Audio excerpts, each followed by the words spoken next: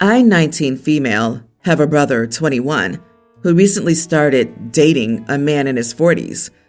I put dating in quotes because that man is married to a woman and serves as my brother's sugar daddy, which my brother himself admitted that that's all he is to him. My brother also brags about sugar money and says I'm stupid for working my butt off. He says his sugar daddy's wife is a deluded woman who couldn't tell for almost 20 years that her man is gay and spends more money on his toy boys than her. I felt really bad for that woman, and I found her on her husband's social media.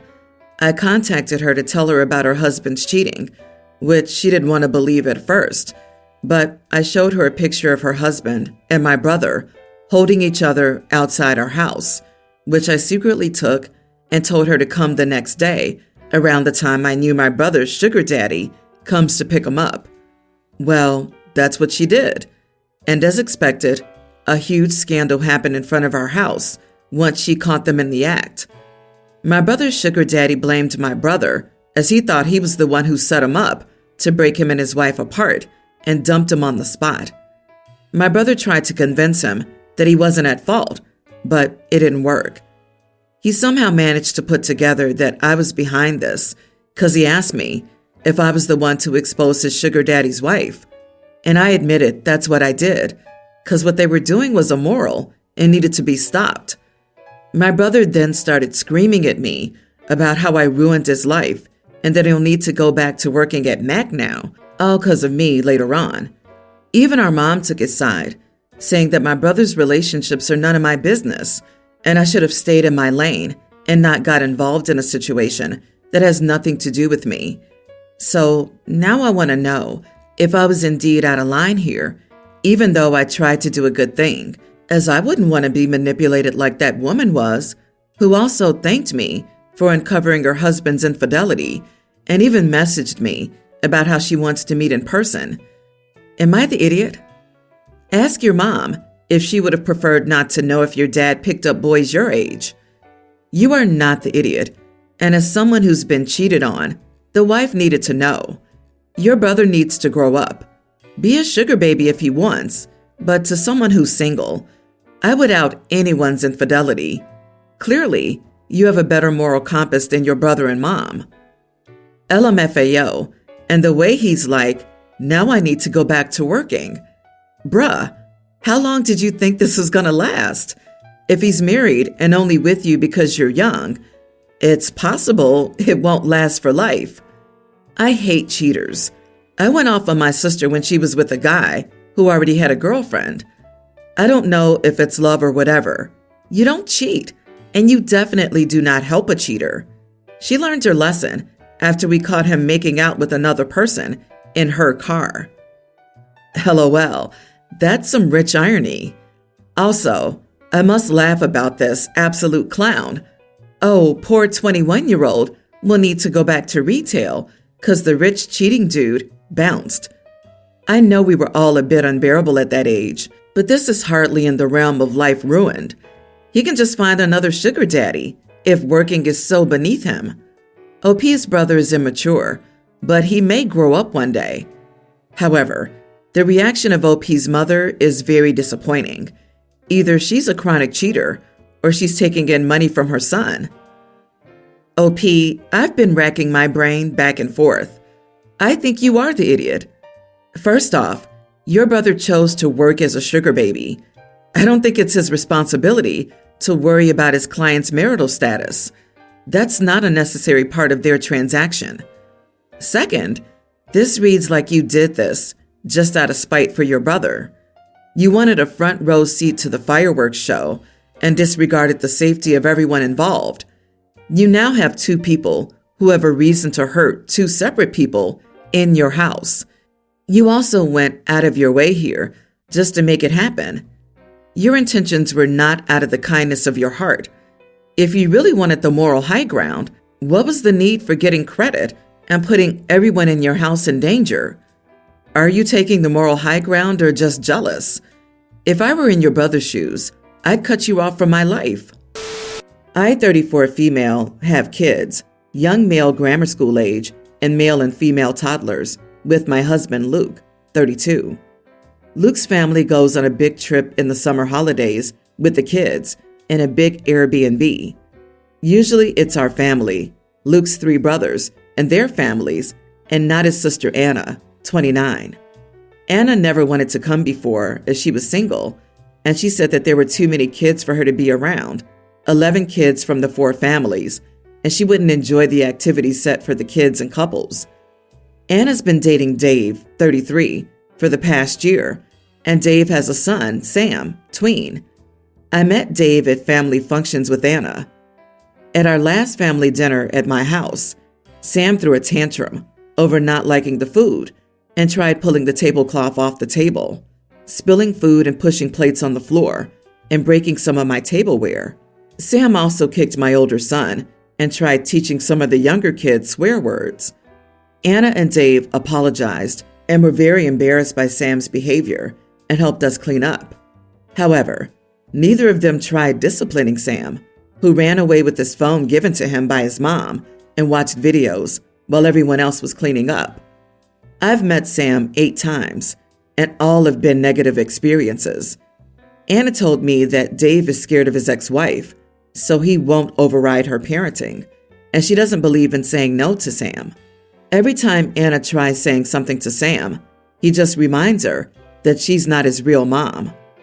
This year, as a family, we invited Anna and Dave to come along to the trip. However, after meeting Sam, we decided to uninvite them if they brought Sam. This year, we're going to a large beach house for 2 weeks, and being there with Sam sounds like a nightmare, as neither Anna nor Dave will stop him. Anna called me up and was upset, as she said Sam needed patience and time to adjust, as he's been through a lot.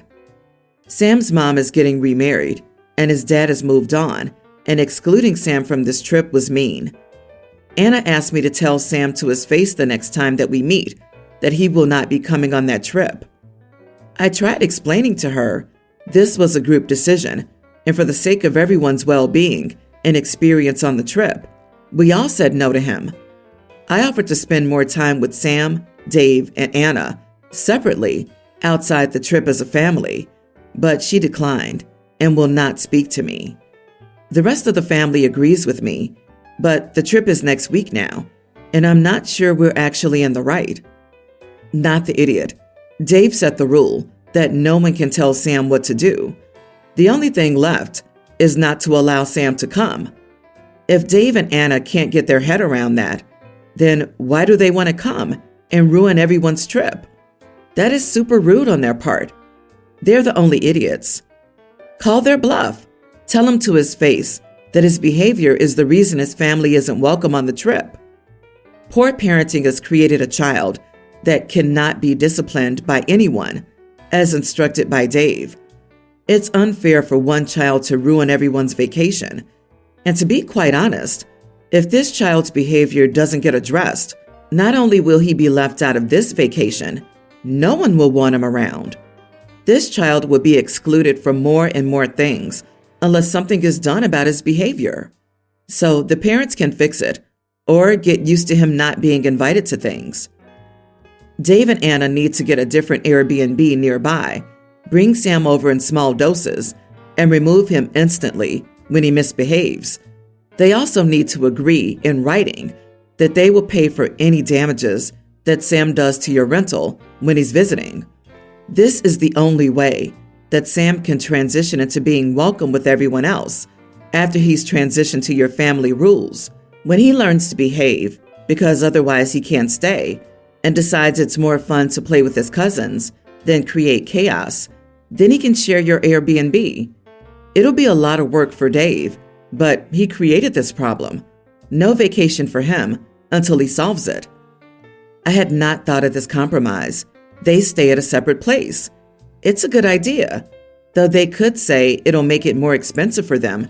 They'll be paying for their own place instead of splitting the cost of the main house. Still, it would keep them included. I feel for Sam. He's at a strange age developmentally. His parents are no longer together and moving forward with other people. That is never an excuse for Sam to behave the way he does and for him to be allowed to behave that way without consequences. I have 3 kids, 2 pre-tweens and a tween, and my sister has 2, pre-tween and tween. We went on vacation together recently, and we took the kids to a zoo with a few rides.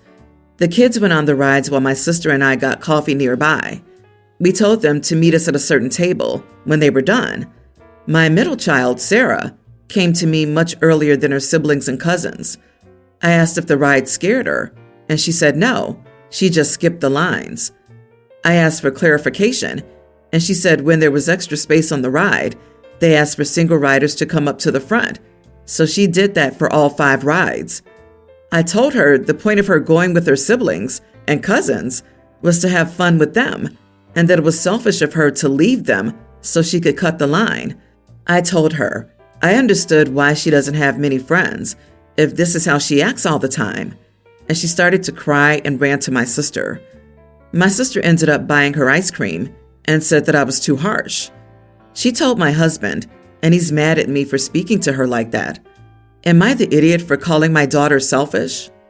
OMG, you are the idiot. First, I think the kids were too young to just let them go on their own. They were nearby, but not in eyesight. That's not good. Second, there was an odd number, which isn't good for rides.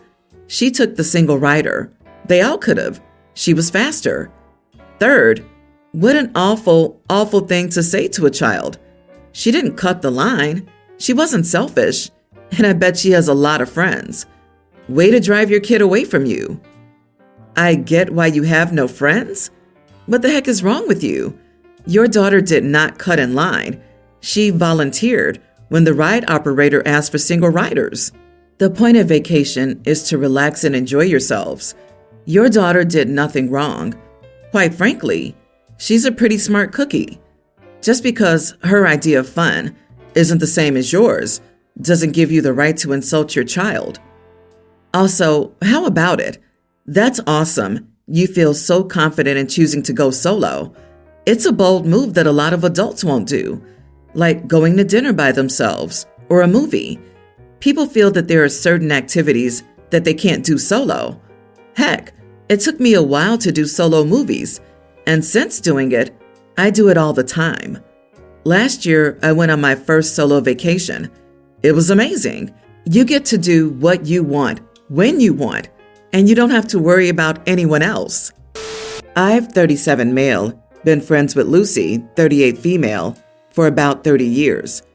Lucy always calls me when she has a problem, and we've been friends for so long, and I've always been there for her. This can be something as small as editing her resume or as big as needing a loan to pay rent.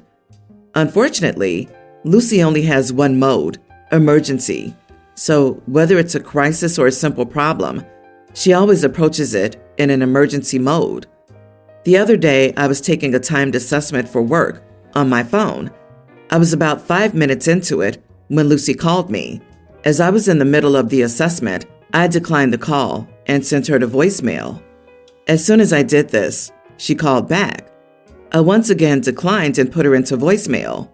She called back a third time, and I did the same. Keeping in mind, every time she did this, it interrupted my assessment, and the clock kept running, and the screen filled with her phone call, taking away the question. She texted me, which popped up on the screen. 911, call me. I responded, busy, call me in 20. She replied, please, it's an emergency. I closed the text and continued my assessment. She then started calling again. I put 5 calls in a row into voicemail. I was behind on my assessment, so I tried to power through, but the stress was getting to me. Lucy texted me again, need you now. I lost it and texted back, screw off. In 30 years, neither of us has ever said that to each other, but in that moment, I just wanted her to leave me alone. She didn't respond but stopped calling me. When I finished my assessment, I called her back, and she threw me into voicemail. I texted her and said I was done and could talk. She replied, it's fine. I took care of it. I later learned that her car had broken down, and she needed a ride to work so she wouldn't miss her shift. She called her father, she was late for work, and got a written warning. She's been very cold to me, and I feel very badly that I hurt her. I apologized for cursing at her, and she just said, "It's fine," without any further comment. I'm beginning to doubt if my reaction was justified and feel horrible for damaging our friendship. Am I the idiot for how I reacted and for not helping my friend when she was in need? Not the idiot. God, Lucy is exhausting and insufferable. From how this reads, this has been a long time coming. This gal is not a friend. She's a user who takes advantage of people and expects everyone to be at her beck and call. At her age, she would fully understand that people can't just drop their lives and do things for her. You had every right to tell her to screw off. You deserve better friends. I agree. A grown-up woman her age should know that someone is busy when a call goes to voicemail or gets declined. She's very selfish. You were doing an assessment. What were you supposed to do? Leave and fail it to take her to work? You are allowed to be busy. Also, she could have simply texted you her problem, and it wasn't an emergency. She could have called a taxi. Not being funny, but like it was obvious that you were busy, and she kept pressing your buttons. Maybe if she tried someone else, instead of bugging you because she knew she could, she would have gotten to work faster. OP could have also taken 10 seconds to text the single sentence, "Doing a timed assessment for work. Call you as soon as I'm done." Everyone's the idiot here. You aren't her father or husband, and you don't have to handle her crisis. She has to grow up and learn to deal with life without someone holding her hand through it. But you've been enabling her for years, and now you get mad when it's more inconvenient. You should have set some boundaries a long time ago. My younger brother was applying to colleges this past admission cycle. He applied exclusively to top schools, Ivies, Stanford, MIT, CMU, etc. His safety was Berkeley because he felt confident he'd get into a top school due to being valedictorian and winning a few debate competitions. My parents asked me to help with his application because I got into a few of those schools last year. I don't think that makes me an expert, but from getting in and meeting with lots of others that did too, all I can say is it's completely random. I've met Olympians, kids who've published full-length novels, and kids who've run successful companies. I've also met kids who have essentially good grades and normal extracurricular activities. So essentially, there's no formula to guarantee you'll get in, and applying to actual safeties is always common sense. I told him this, but he laughed this off and said, unlike me, his application's good enough not to need to apply to safeties. I said, fine, his funeral. He ended up getting rejected by every college he applied to. He had to scramble to apply to colleges with rolling admissions dates and ended up having to go to community college for 2 years. I heard this when I came home to visit during summer break.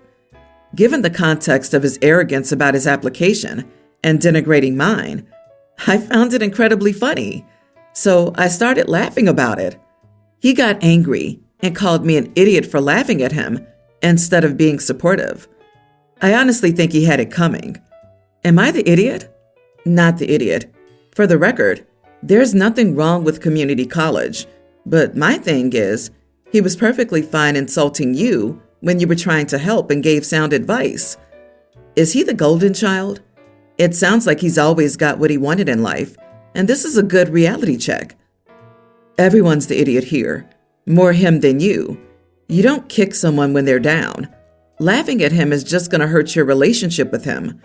Saving the giggles for the privacy of your room would have been a better call. I do have some sympathy for him. When you're valedictorian, you think the world is your oyster. And honestly, there's a level of pressure for you to excel in life, to go to the best colleges. He probably feels like he can't live up to that pressure. Doesn't excuse the arrogance, though. Just apologize for laughing, but tell him to don't play the victim.